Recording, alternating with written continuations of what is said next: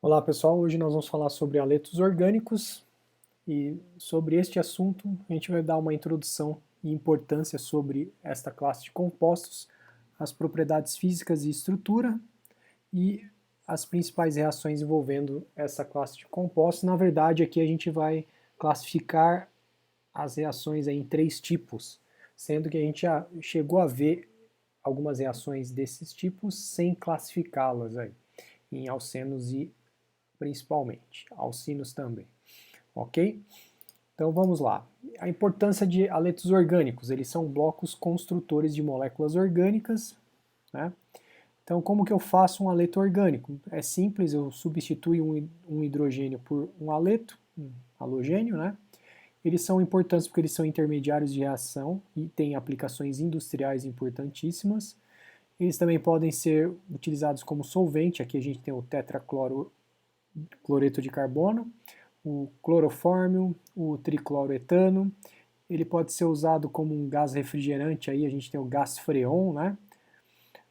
Também a gente pode pensar no Teflon, que é um alceno onde eu tenho todos os hidrogênios aí, no caso, um monômero, um eteno, né? Onde todos os hidrogênios foram substituídos por flúor. A gente também tem o famoso DDT, que é um veneno, um pesticida aí, né? Muito importante. E esses haletos orgânicos até a década de 70, eles eram obtidos a partir de organismos marinhos, né? E hoje, atualmente, há mais de 2.600 compostos conhecidos, né, desses haletos orgânicos, e hoje em dia é possível fazer a síntese, né, em laboratório da maior parte deles. Então, vamos lá. Então, o que a gente tem de especial na estrutura química desse haleto orgânico? Eu tenho uma ligação carbono halogênio, né, que ela é polarizada, lembrando que os halogênios aí, eles são mais eletronegativos que o carbono, a maior parte deles, né? A gente pode lembrar daquela regra de eletronegatividade, né? Então, o que eu tenho? Esses carbonos podem ser carbono sp3, sp2 e sp, né? Então, esses são os orbitais aí que vão constituir, atômicos que vão constituir essa ligação carbono e halogênio, e por parte da halogênio vai ser o orbital atômico que vai ser usado, vai ser o orbital p, né? O interessante aqui é que o comprimento de ligação dessa ligação carbono-halogênio aumenta com o raio do halogênio, né? E consequentemente isso diminui a energia de dissociação. Então aqui a gente tem o fluormetano, 139 picometros, a energia de dissociação aí é 456 kJ por mol, né? Aqui tem a polaridade, né, dessa ligação aí, certo?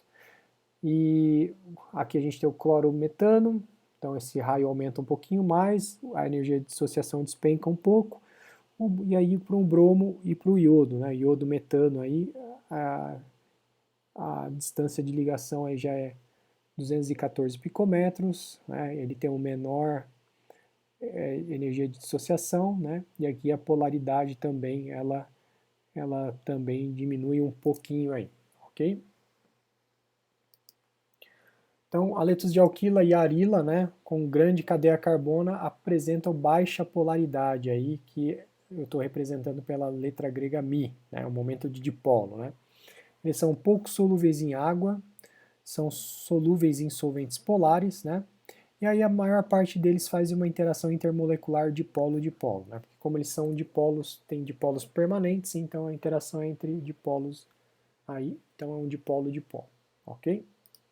Então vamos ver as principais reações, né? Então a reatividade em relação a esses haletos orgânicos são importantes pois se transforma em uma grande gama de compostos orgânicos, como eu já disse, né? A reatividade vai depender da ligação polarizada CX, isso é bem importante, e eles participam de vários tipos de reação aí, então a gente está classificando algumas reações aí de modo geral, né? Então eu tenho uma reação que chama, que eles participam, que é eliminação, ou seja, eu estou eliminando alguns átomos do meu haleto de alquila, então aqui, por exemplo, na eliminação eu estou usando uma base, que ela vai abstrair um próton do carbono beta ao carbono que tem o halogênio ligado, e essa abstração desse hidrogênio aqui, desse H+, né, vai fazer com que essa ligação carbono-halogênio também se quebre, criando uma insaturação, né? Então aqui eu tenho o ácido conjugado dessa base e mais o haleto aí, né, solto no meu meio reacional. Eu tenho uma outra tipo de reação que é super famosa, que é a de substituição. E o próprio nome já diz o que vai acontecer, né? Então eu tenho um substrato aí, né, que é um nucleófilo, né, que é o nome quer dizer que ele gosta de regiões deficientes de elétron, né, nada mais transparente aí do que um carbono ligado a esse halogênio, né? Então, o que vai acabar acontecendo? Esse nucleófilo com par de elétrons, ele vai atacar o carbono deficiente de elétrons e posteriormente, durante esse ataque, que pode ser de um modo sincronizado ou não, né? Ele vai liberar um halogênio aí. Então aí eu vou fazer uma substituição. Eu vou tirar um halogênio e vou colocar um nucleófilo, tá? Mas esse que é um nucleófilo. E eu tenho finalmente uma oxirredução, que no caso aí eu tenho uma reação desse haleto orgânico com um metal que posteriormente vai me gerar, eu vou conseguir reduzir isso fazendo uma hidrólise, trocando esse metal, né, que aqui eu tenho uma ligação metal no lugar da ligação carbono-halogênio, que pode acontecer esse tipo de coisa, né, o metal ficar entre o carbono e o halogênio do haleto orgânico, ou simplesmente eu ter somente o metal e o haleto aqui, né, já solto, ok? E aí posteriormente eu posso hidrolisar isso aí, quebrando essa ligação carbono-metal e criando uma ligação carbono-hidrogênio aí. Né? Então aqui, só para a gente fazer um resumo disso, eu tenho haleto orgânico, que eu chamei de Rx, com uma base, vai ocorrer uma eliminação. O haleto com nucleófilo vai ocorrer uma substituição. Haleto de alquila, que é o que eu estou chamando de Rx, ou arila, que aí no caso são compostos aromáticos, né? Mais um metal vai gerar um organo metálico, que são intermediários para a síntese orgânica também, aí, ok? Então vamos ver um pouco da substituição. Né? Então o que acontece? Eu tenho um carbono com deficiência de elétrons, como eu já falei, devido a esse tipo de ligação que existe nesse haleto aí. Essa ligação que é super polarizada, né? E jogando toda a maior parte da densidade eletrônica em cima do halogênio. Então, esse carbono, por ser deficiente de elétron, ele é susceptível ao ataque nucleofílico dessa espécie que tem um par de elétrons aí, que gosta de centros deficientes de elétron, né? E, como eu disse, ocorre um deslocamento desse X aí, né? Então, é como se eu tivesse um nucleófilo que ele pode ser aqui, ó, tanto carregado como neutro, e ele vai usar um par de elétrons, ele vai atacar o haleto, esse par de elétrons aí vai, na ligação carbono-haleto vai sair, e eu vou ter um deslocamento, então, entrou no nucleófilo, saiu halogênio, né, na forma de haleto. Então, o nucleófilo possui um par de elétrons, ele pode ser neutro ou ânion, aqui eu representei como um ânion, né? Por exemplo, aminas primárias são bons nucleófilos, tá? O par de elétrons é usado para fazer a nova ligação carbono-nucleófilo, esse tipo de ligação aqui, e o par de elétrons da ligação carbono-X é retirado pelo halogênio, né, para formar um haleto aí, um halogênio com octeto completo aí, um ânion, né? E o interessante aqui, importantíssimo, é que o halogênio aí tem que ter um menor caráter nucleofílico que o nucleófilo, né? Por que isso? Porque o que poderia acontecer? Se esse nucleófilo ele não, se eu pensar na nucleofilicidade desse nucleófilo e do halogênio que saiu, se o halogênio for um nucleófilo muito mais forte, essa reação pode ocorrer formando o RNU, mas logo na sequência esse haleto pode atacar novamente esse composto formando novamente o aleto de alquila, ou o aleto orgânico aí, ok? Então aqui temos alguns nucleófilos, né? Então esses nucleófilos com aleto de alquila, por exemplo, um hidroxila vai formar um álcool, né? Um etóxi aí, um alcóxido na verdade, né? Ele vai formar um éter, né? Um, um, um ânion de um ácido carboxílico, perdão, ele vai formar um éster, né? Um grupo ciano vai formar uma nitrila, um acetilídeo aí, né? Como a gente viu em alcinos, ele vai formar um alcino de cadeia mais longa, ou seja, esse tipo de reação a gente já chegou a ver de substituição nas aulas anteriores, como eu já mencionei, né? Um carbânion aí pode gerar um alcano, uma amina pode gerar uma outra amina, né? Um tioálcool vai gerar um HS-, né?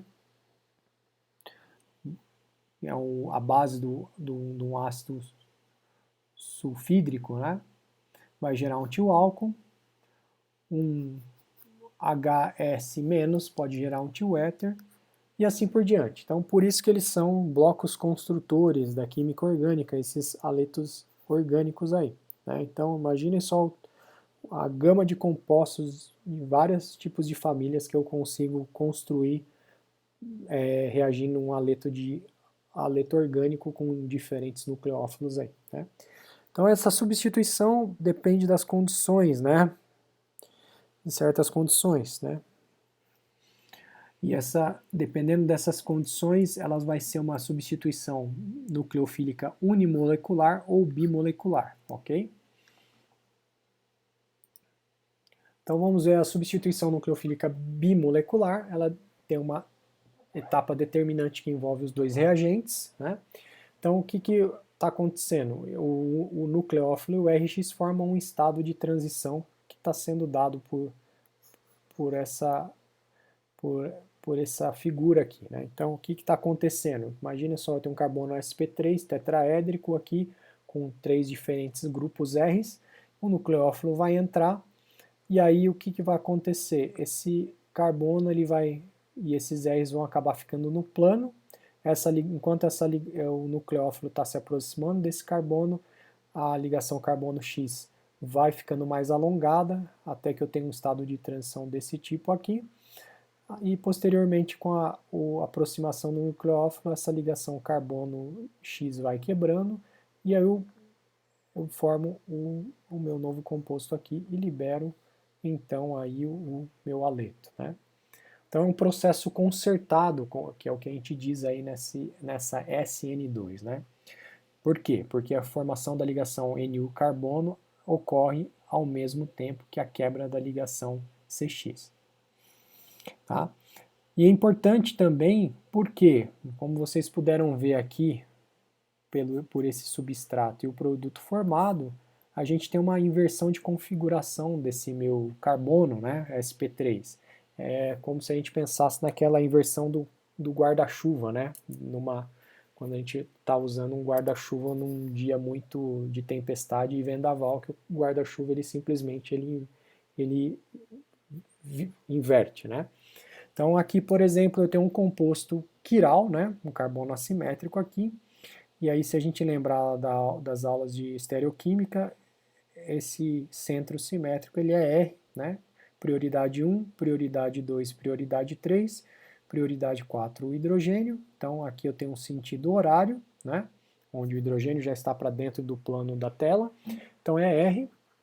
Então assim, quando esse composto, esse aleto aqui, reage com um acetato de sódio aí, e vai ocorrer uma substituição nucleofílica e aí esse centro vai inverter, ele vai ser S aqui, né? Então aqui a prioridade 1, 2 e 3, mas o hidrogênio está para fora da tela, em nossa direção e sentido.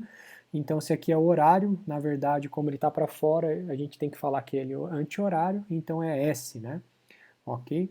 E aqui é a mesma coisa para esse anel de 5 aqui, onde eu tenho uma reação com cianeto de sódio, e aí ele vai atacar por baixo, vai liberar o brometo, né? Então aí eu vou ter um composto onde eu inverti a configuração aqui também, ok? Então isso ocorre com outros tipos de grupos abandonadores além do X, então isso é importante aí, para a gente ter em mente. Então, quais os fatores que favorecem a SN2? Né? A natureza do substrato, substratos com menor impedimento estérico no carbono do eletrófilo, né? ou seja, do carbono deficiente de elétron. Então, isso vai ajudar na aproximação do nucleófilo. Aí. E a ordem crescente de reatividade, então eu tenho um carbono, por exemplo, de metila, né? É mais reativo do que um carbono primário, onde eu tenho somente um R, né, do que um carbono secundário. Carbono terciário para SN2 não vai reagir, não vai ocorrer. Né? Então, aletos primários também tem uma outra questão, né? Substituintes na posição beta também afetam a velocidade da reação. Então, imaginem só aqui eu tenho um aleto primário, onde eu tenho não tenho nenhum substituinte no carbono beta, então esse seria o carbono alfa, que é o carbono que tem o bromo ligado, e esse seria o carbono beta. A minha velocidade aqui é 1, né? Certo? Quando eu ponho uma outra, eu coloco uma metila nesse carbono aqui, gerando esse outro composto, a minha velocidade cai para 2,8 10 a menos 1. Quando eu adiciono uma outra metila nesse carbono beta, ela vai para 3, 10 a menos 2, e quando eu coloco uma terceira metila, ela vai para 4,2, 10 a menos 6. Então, a gente consegue ver que a velocidade diminui drasticamente, né, conforme eu vou adicionando substituintes na posição beta, aí, nesse carbono beta, ok? Por quê? Devido a esse impedimento estérico aí, né? Então, esses substituintes acabam atrapalhando a aproximação do nucleófilo para que ele ataque o carbono deficiente de elétrons aí. Então, outros fatores que também favorecem é o tipo de solvente, né? Então, o solvente aqui no caso é apropriado para esse tipo de reação, solvente polar aprótico, né? Então, eu tenho, por exemplo, outros solventes polares apróticos aí que a gente pode citar, é a NN-dimetilformamida, o DMF, dimetilsulfóxido, DMSO, hexametilfosforamida, né? Então aqui eu posso pensar esse composto nada mais é que um fósforo com uma dupla ligação com oxigênio, onde ele tem 3 nitrogênios ligados, onde esses 3 nitrogênios têm 2 metilas ligados a ele, ok? Então, outra coisa importante, a força do nucleófilo, como eu já mencionei, né? A reação vai ser favorecida pelo nucleófilo, mais forte o nucleófilo, mais fácil é de ocorrer essa reação. Então, um nucleófilo carregado é mais forte que o nucleófilo neutro. Né? Então, aqui a gente tem uma comparação com isso. Então, aqui a gente tem alguns nucleófilos carregados, aqui que são umas bases de Bronsted-Lowry, e aqui são os ácidos dessas bases. Né? Então, os nucleófilos de bases de Bronsted aí são muito mais fortes do que os ácidos conjugados deles. E também eu posso pensar em nucleófilos com o mesmo tipo de átomo aqui, como alcóxido, hidroxila, uma carboxila aqui, né, um ânion dela, um álcool, uma água, né? Aqui eu poderia ter posto um ácido carboxílico e assim por diante, ok? E eu posso também ter os aletos também como nucleófilos aí, né? Então os aletos, a força dos aletos ela é dada pelo fluoreto, que é maior que o cloreto, que brometo, que iodeto, ok? Outra coisa também importante é a natureza do grupo abandonador, né? Então, se o grupo de saída ou grupo abandonador aí, ele for bom, um grupo abandonador, essa reação vai ocorrer mais facilmente. Se ele for um péssimo grupo abandonador ou um grupo de saída, essa reação vai ter dificuldades em ocorrer. Né? Então, quanto melhor e mais rápido será a reação, né? Grupos carregados são os que têm melhor estabilização de carga, né? As bases são fracas, são bons grupos de saída ou grupos abandonadores. Aí. Então, aqui, quando eu falo abandonador e saída, eu quero dizer a mesma coisa. Então, aqui, o iodeto é melhor que brometo, que cloreto e que fluoreto. Então, olha que interessante aqui. Enquanto aqui a gente tem uma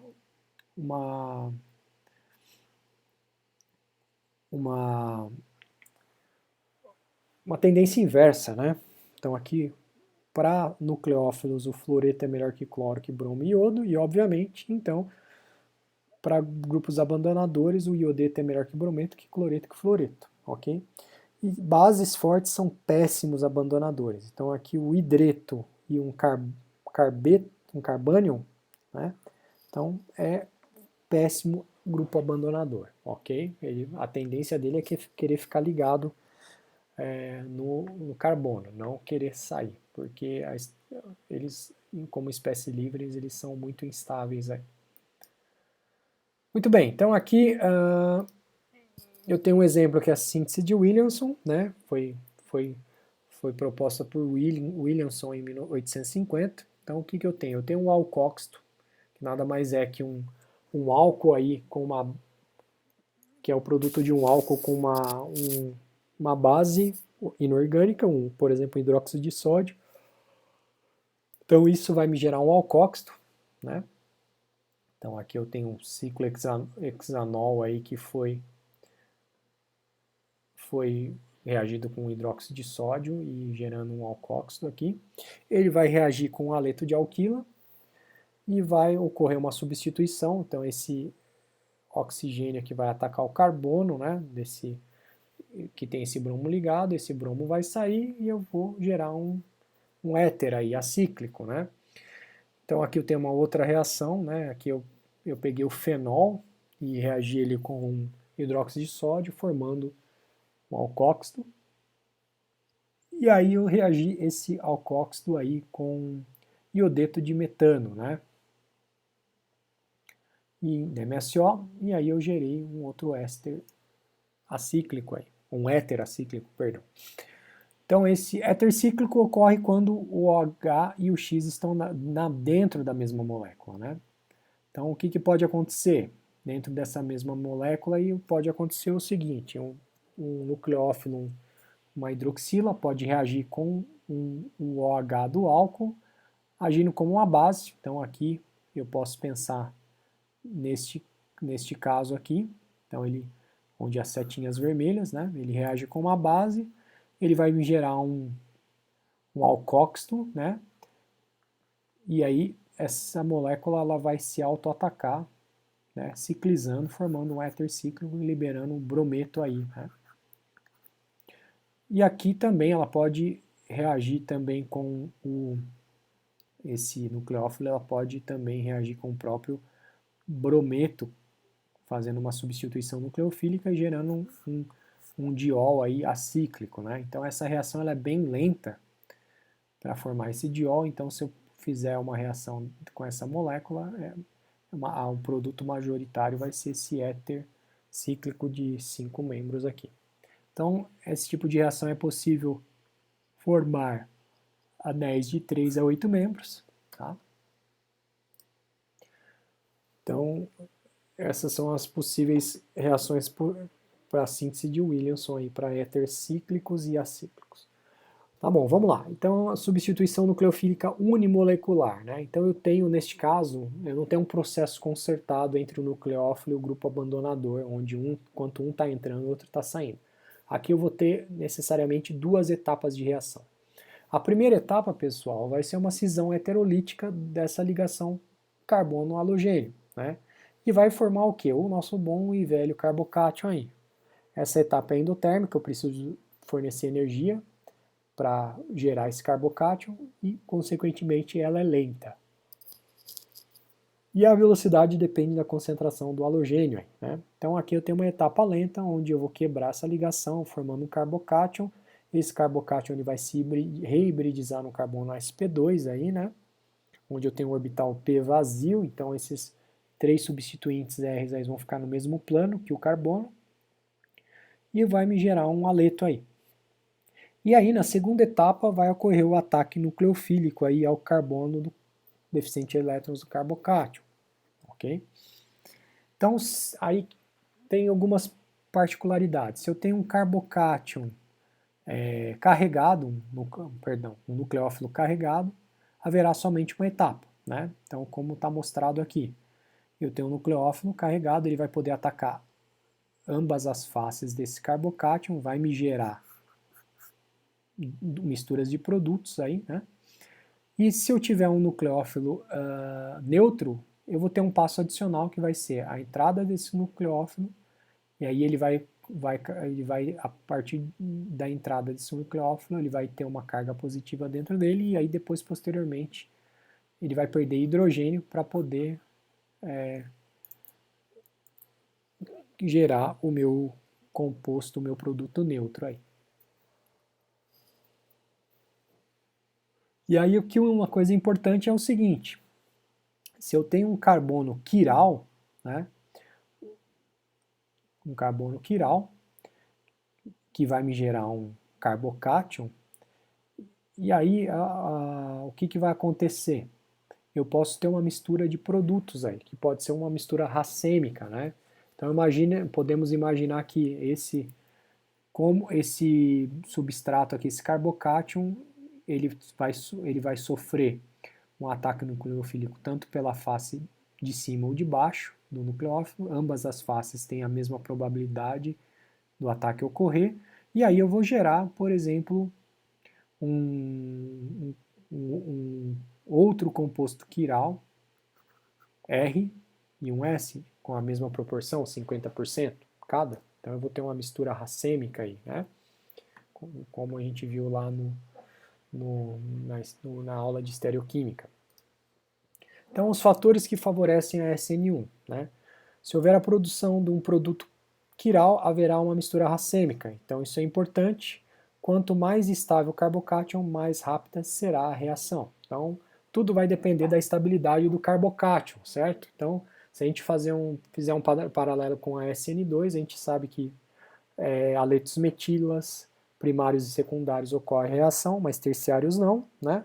Então, isso para terciários, obviamente vai ocorrer a substituição pode ocorrer por SN1, e aí é óbvio que neste caso vai formar um carbocátion estável, né? E aí aquele carbocátion vai sofrer substituição. Então aí aletos terciários, benzílicos ou alílicos, né? Então esses aletos aqui terciários, né, que vão gerar carbocátions que vão ser estabilizados pelos R's por efeito indutivo, benzílicos, onde pode gerar carbocátions, onde o efeito da ressonância vai estabilizar a carga positiva desse carbocátion, alílicos também, né, devido ao efeito de ressonância. Então isso é importantíssimo e por trás desses três tipos de aletos gerarem esse carbocátion está o conceito de estabilidade de carbocátion que a gente já discutiu nas primeiras aulas aí.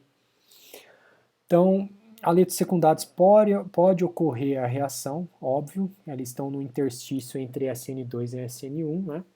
E a reação é favorecida por solventes que estabilizam essa carga, tanto do aleto quanto do carbocátion. Então, isso é importantíssimo, né? Então, além dos grupos que vão estar ligados a esse carbono deficiente de elétrons do carbocátion ser importante na estabilização dessa espécie, o solvente também é, né?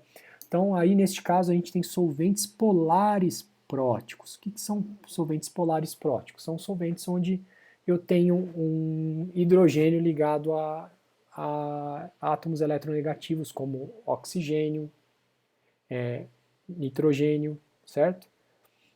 Então, isso é importante.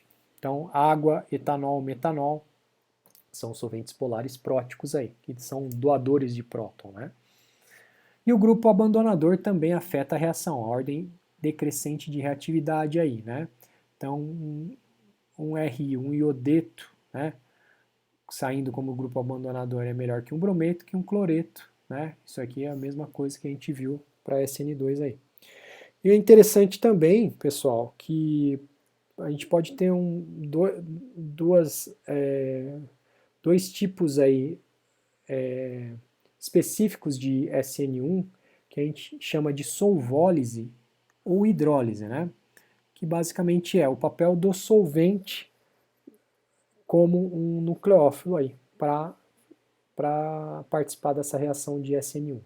Então aqui, como solvólise, eu vou chamar de solventes que não são a água, né? Então aqui, por exemplo, eu tenho um brometo de terquibutila misturado com metanol, então eu faço um refluxo e aí eu vou gerar um éter aqui, perdão, né? E liberando HBr aí, ok?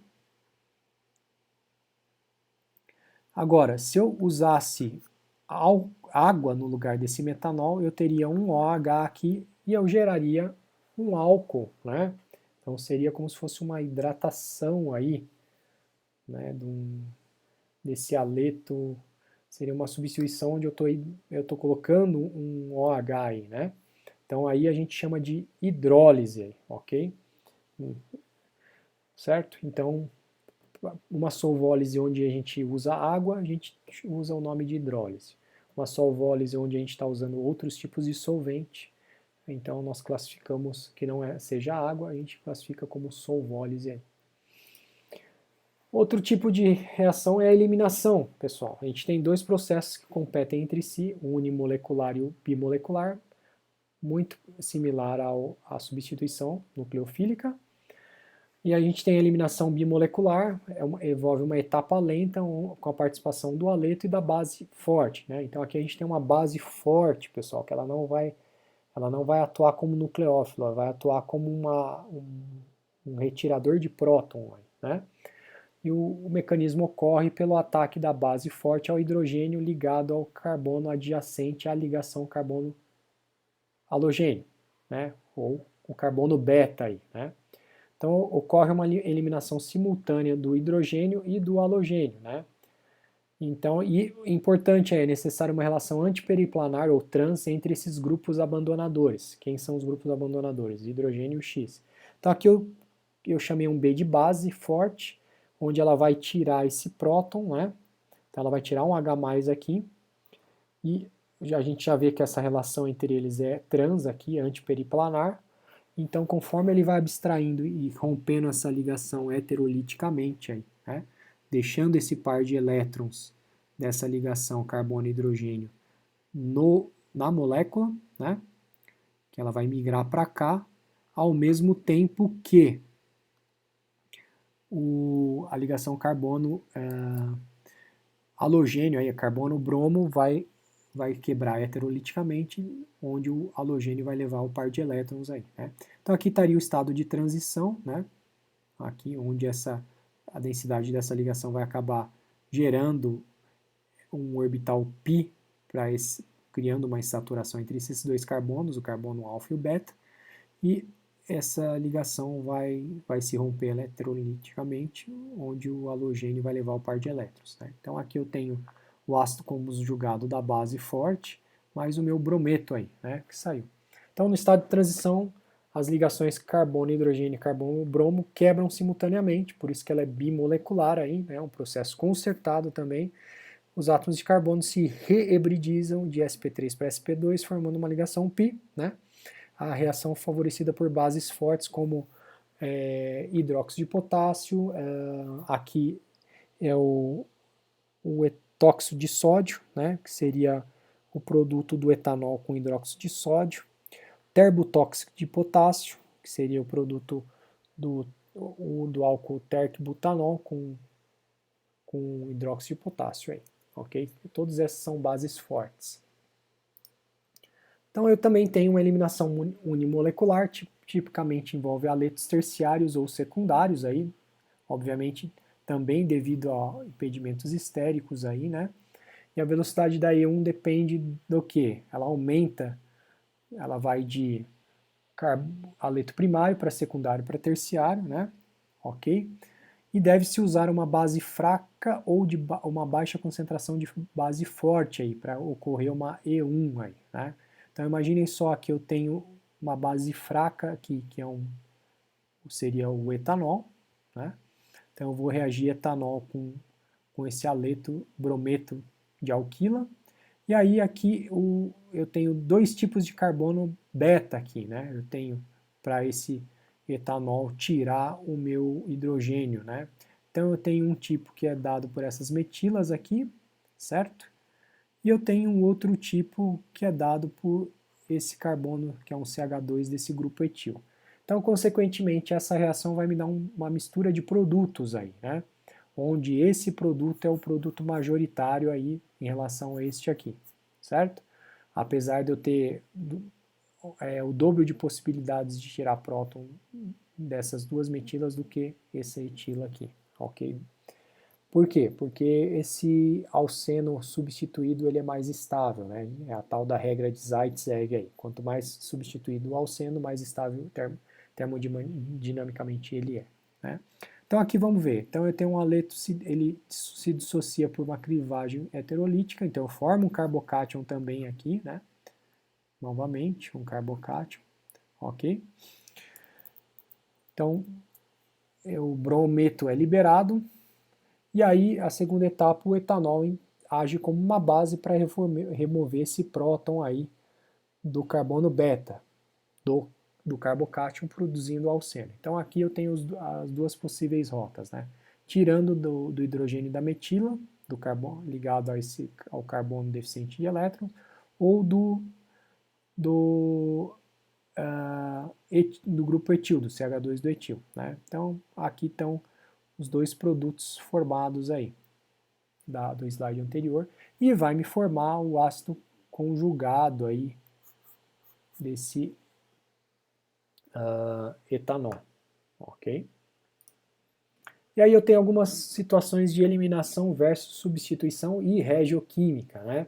Então, aletos primários, principalmente não substituídos no carbono beta, podem sofrer substituição, né? Então, aqui, por exemplo, eu tenho um aleto primário, usando aqui, que é interessante, etóxido de sódio em etanol. Então eu tenho uma situação que eu estou usando uma base forte, mas ela está com uma baixa concentração. E é interessante aqui que a gente está usando também um solvente polar prótico, que a gente imaginaria que deveria ocorrer uma eliminação, mas nesse caso ocorre uma substituição. E aí eu tenho o produto majoritário aqui, que é a substituição nucleofílica, né? Onde esse etóxido vai atacar esse carbono aqui, né? Liberando o brometo e adicionando o grupo etóxido, né? Formando um éter acíclico, né? Mas eu também tenho aqui uma competição de substituição nucleofílica e eliminação, né? Por isso que eu tenho um alceno aqui, né? Então esse aqui seria o produto da substituição e esse aqui seria o produto da minha eliminação, né? Então eu tenho 88% para 12 aí, né? Então é uma condição onde eu tenho os dois produtos desses dois tipos de reação aí, ok? Aletos assimétricos produzirão misturas de alcenos também. Então aqui eu já estou pensando em uma eliminação. Esse carbono aqui ele é terciário, né? Então só vai ocorrer uma eliminação, mas eu posso tirar hidrogênio tanto dessa metila quanto dessa metila aqui, que vai me gerar o mesmo produto, que é dado por esse aqui, ou eu vou tirar um hidrogênio desse CH2 desse grupo etil, que vai me dar esse produto aqui, né? E aí, obviamente, devido à regra de Zaitsev aqui, esse alceno mais substituído ele é mais estável termodinamicamente. Por isso que ele tem maior proporção na sua produção. Ok? Aqui eu tenho uma outra base orgânica, a midina, que ela vai ser usada para essa eliminação. E aí aqui a mesma história, né? Eu posso tirar, vai me gerar um carbocátion, onde esse bromo vai sair na forma de brometo, vai gerar esse carbocátion, e aí eu posso tirar um próton desse carbono beta ou desse carbono beta aí. E aí, obviamente, esse produto, onde eu tenho um alceno mais substituído, ele vai ser o de maior proporção da minha reação, né? Então, alcenos mais substituídos são os mais estáveis termodinamicamente, é a tal da regra de Zaitsev aí. Ok? Então, E2 é favorecida por uma base forte em relação a SN2. Perfeito, né? Usando-se uma base fraca, a SN2 é favorecida, então a gente viu naquele primeiro exemplo no slide anterior. Então aqui eu tenho uma base fraca, eu tenho um aleto secundário aqui, né? E aí vai ocorrer a formação de um éster aqui, ó, tá? Então, dialogenados podem perder 2HX formando dienos ou alcinos, né? Preparo de alcinos a partir de alcenos. Então, imaginem só, eu tenho um alceno aqui, eu vou fazer uma adição de X2, né? Eu vou gerar um alcano dialogenado, e aí posteriormente eu vou usar uma base forte, um amideto de sódio, né? Em amônia líquida, né? E ele vai me tirar vai tirar uma molécula de HBr aí, né? Então aqui eu vou ter uma eliminação, né? E aí posteriormente eu posso reagir esse alceno monobromado aí, eu posso reagir novamente com a mesma quantidade equivalente de amideto de sódio da etapa anterior em amônia líquida, e aí eu vou gerar um alcino, né? Então, olha que interessante isso, eu saio de um alceno, eu passo para um alcano dialogenado, e aí posteriormente eu vou para um alceno monohalogenado, que posteriormente me gerará um alcino interno aí, ok? E finalmente vamos para o último tipo de reação aí, que é a oxirredução, né? Que é a substituição de X por um hidrogênio, né? Então, se a gente lembrar que toda vez que reduzir é colocar hidrogênios dentro da minha molécula e oxidar é colocar oxigênios dentro da minha molécula, então aqui eu tenho uma oxirredução aí, né? Então, por exemplo, eu tenho um aleto de alquila mais um metal formando um organo metálico aí, com um intermediário que é hidrolisado para formar um alcano, né? Então, os metais que eu posso usar é zinco, lítio, sódio, magnésio, né? Então, imagine esse aleto de alquila aqui, eu vou reagir ele com zinco em THF e metilformamida, 9 graus Celsius, né? Vai me gerar um organo metálico aqui, neste caso, certo? E aí, posteriormente, eu vou hidrolisar, ou seja, usar água para quebrar essa ligação zinco-carbono, né? Lembrando que essa ligação ela é muito polarizada. Aqui é como se fosse, como se esse grupo alquil ele fosse um ânion, né? Então, porque essa ligação ela é totalmente polarizada, essa ligação carbono-zinco, o carbono-metal, ela é totalmente polarizada, onde a densidade está provavelmente maior parte em cima do carbono, né? Então ele é um nucleófilo muito forte, e aí posteriormente eu vou gerar o meu alcano aí, certo? Então, e um sal de zinco aí, ok? Então aqui eu tenho uma outra reação com um clorociclohexano reagindo com lítio em éter, né? Aí vai ocorrer a troca de cloro por lítio e aí posteriormente eu vou hidrolisar, né? Gerando um ciclohexano e mais hidróxido de lítio aí, ok? A não substituição de X por hidrogênio é a conversão a organometálico, né? Que é um forte nucleófilo, é como eu já disse aqui no começo da explicação desse slide. Então, uma das reações mais famosas aí é a reação que gera o que a gente chama de reagente de Grignard, né? E aí o reagente de Grignard nada mais é que um cloreto de um arila com magnésio ou alquila, né? Então arila aqui seria um composto aromático, tá, pessoal? Esse AR aí. Então aqui eu tenho, por exemplo, esse aleto de alquila aromático, né? Onde eu vou reagir com magnésio em THF anidro. Esse meio tem que ser anidro, porque se eu tiver água no meu meio reacional, o que acontece? Vai acabar hidrolisando e eu não consigo gerar esse organometálico, né? A minha reação ela não ocorre para gerar esse organometálico. Então, essa reação de Grignard nada mais é que é uma oxirredução onde eu substituo o X por hidrogênio, por exemplo, neste caso que eu estou mostrando aqui, ou eu posso usar esse reagente de Grignard como um nucleófilo forte, né? que seria este o reagente de Grignard aqui, ok? Então, nesse tipo de reação eu gero esse reagente de Grignard e posteriormente, se eu quero consumir esse reagente de Grignard, eu faço uma hidrólise jogando água no meio reacional, gerando aí um alcano, né, a partir desse aleto de alquila aí, ou aleto de arila, né? Então, ok? E gerando finalmente o meu saldo de magnésio, bromo e magnésio aí, ok? Então nós vamos ver esse reagente de Grignard um pouco mais para frente, mas ele é uma das reações bem famosas aí dentro da química orgânica, ok? Então, pessoal, para essa aula era isso que eu tinha para falar para vocês. Então, atentem-se aos tipos de reações, né? Substituição nucleofílica, eliminação e esse tipo de oxirredução. Mas é importantíssimo nós termos em mente que quais são os fatores que levam um aleto de alquila a sofrer substituição ou eliminação. Dentro de cada grupo deles, a gente precisa lembrar a questão de substituição nucleofílica bimolecular e unimolecular, ou eliminação bimolecular ou unimolecular. Então, quais são as principais características que dentro de cada uma dessas famílias aí de reações vai levar a um tipo ou outro, né?